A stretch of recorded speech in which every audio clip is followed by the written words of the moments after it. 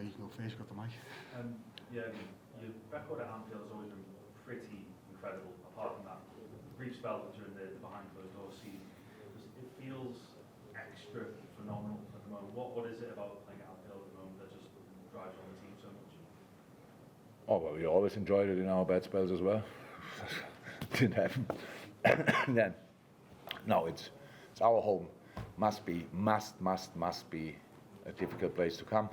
I said the boys today, for example, I think every player, if you are not playing at Liverpool and you play in a different country and then you see the group and you get a draw and stuff like this, playing at Anfield is a dream, but actually it must be a dream. It must be a nightmare, and that's what we try to do. But it didn't work out all the time. But when our people are at it, it makes a massive difference.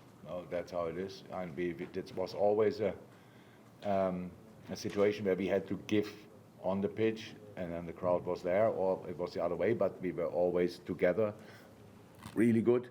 And when it happened already, the atmosphere was not great, and we still played a super game, or the other way around. So, no, it's cool, but I think my best skill is not feeling at all winning streaks. I just don't feel it. Someone tells me lose and what? I have no clue. Because the next game is so important, so different, so difficult, all these kind of things, and that's why I don't think they help really. Maybe for the other teams think, oh, it's a difficult place to go, but for us, each game stays difficult because of the quality of the opponent. And on Fulham on Sunday, how have you made of them since obviously losing Alexander Mitrovic, a massive bloke, who's someone who scores so many goals? Just wondered what you've made of them so far this season. Good team to analyze, we didn't do yet, but I saw the last game, and what I saw was very creative set pieces, like really creative, a lot of short ones, and we have to make sure that we use the few moments we have to prepare there properly. Besides that, I just think that David is a top manager. He's doing a brilliant job, and yes, it's in a strong league. I think I won't say that last year were overachieving, but they did just particularly well, and now it's still like that. If you, that's a really good football team. It's a really good football team. How they set it up, with I don't know, Jimenez now up front, or will play or Vinicius, and then you have one of the greatest, the little curly one, greatest players the Premier League ever saw, still going and going and going. Then you have Pereira. It's just a good football team, well set up, and that makes it special. And in this little stadium there, it's they can create a proper atmosphere as well. We had our struggles there, but here again, it's at home, and we have to make sure that it will be extremely difficult for them, first and foremost.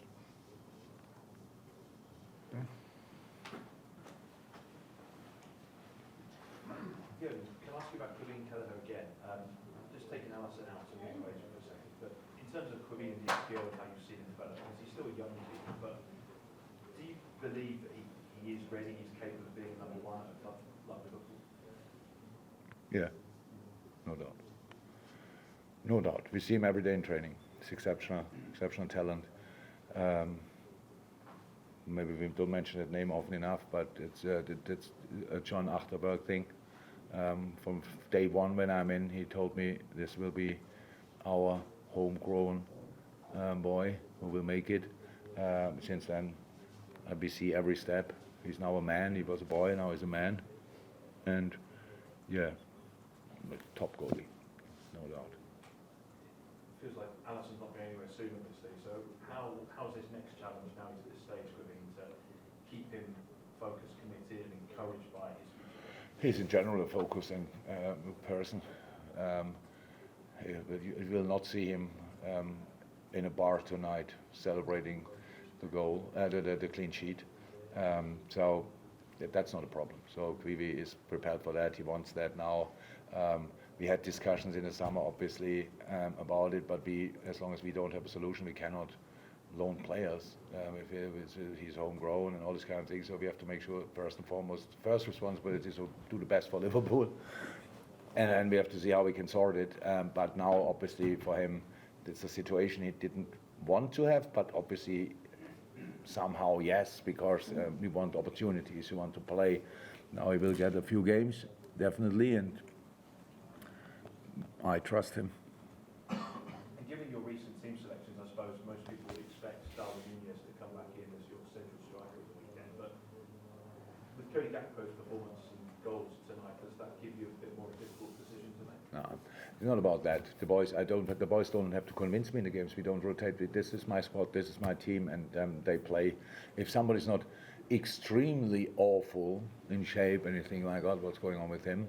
And that didn't happen for a long, long time. Then we just decide for the game and these kind of things. We have this is the most intense period in world football coming up now. That's how it is for all the teams, by the way. But so they all will play. And they all will play, and we have already Diogo not in, so that's not helpful. So yes, we have to share these kind of minutes with different players, and they have to perform. Not always 90, sometimes yes, not always 90, but 60, 70, and then full throttle. So that's how it is. And Darwin is a top moment, and it didn't change. Super important for us, and that he didn't start tonight has nothing to do with anything else. And now that Cody scored twice, fantastic. Does that mean he has to play the next 5 games in a row? Other players score as well. It's not about that, and Cody doesn't expect now because of that. They have to score. That's the job. That's what they want. But it's not that I have now sleepless nights and don't know how to start. So it's not that much a choice, to be honest. Final question, Bruce. We have to wait for the microphone. Yeah, it's not for me.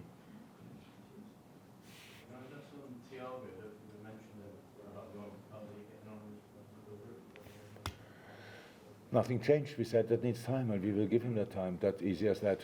See him every day. Still a fantastic guy who works hard to get back. That's all. I think Fulham's a sort of 8 games in about 23 days. Sorry? 23 days or something. I think the Fulham match is a sort of about 8 games in 23, 24 days. You sort of mentioned there about rotating the team. How important is it to have such a strong... I'm not sure we can. I'm not sure we can rotate all the time. I don't know. We will see that. It depends to who's available. So tonight we could do it. That's why we did it. So because when you lose it to lose, for example, then people tell you too much changes, whatever, these kind of things, no rhythm. I think it myself. When I saw the game and thought, was that the right decision? So just the problem is it's already done. So, but we have to do it, and as long as we can. But I don't know if we can do it. You saw Newcastle playing in the Champions League.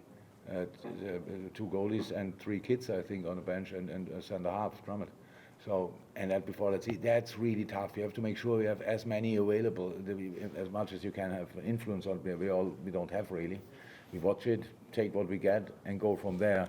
So, how is that? The toughest period in world football is coming up, and it's a good start tonight. And now let's keep going.